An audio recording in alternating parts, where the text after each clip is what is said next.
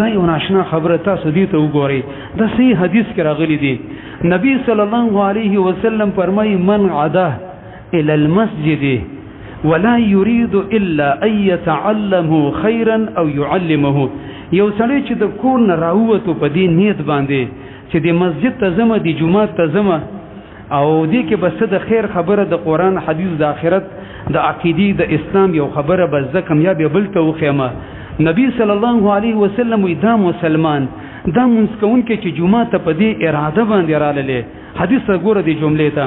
د چې د جمعات نه واپس کیږي داسې اجر او ثواب کیږي فاجره کاجر الحاج تاما حجته دومره اجر او ثواب کیږي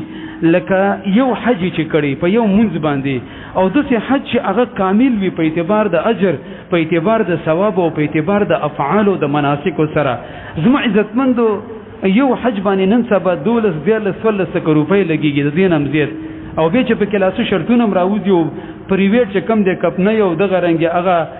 اګریمنټ هم پکې ختم شي د څومره خلکو تاوان وشي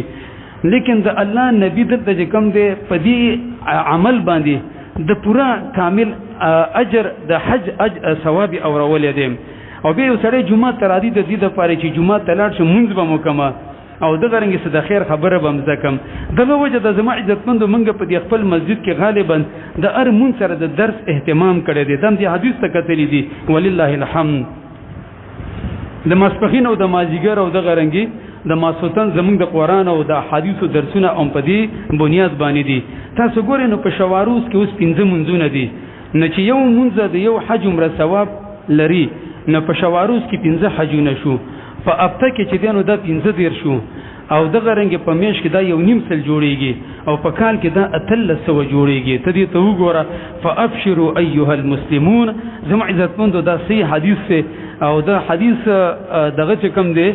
سند بالکل هغه روغ دی او په باب د فضایلو کې اهل علم دا حدیث هغه راوړی دی نو الله سبحانه و تعالی زمونږ سره د ډېر احسان او اکرام کړی دی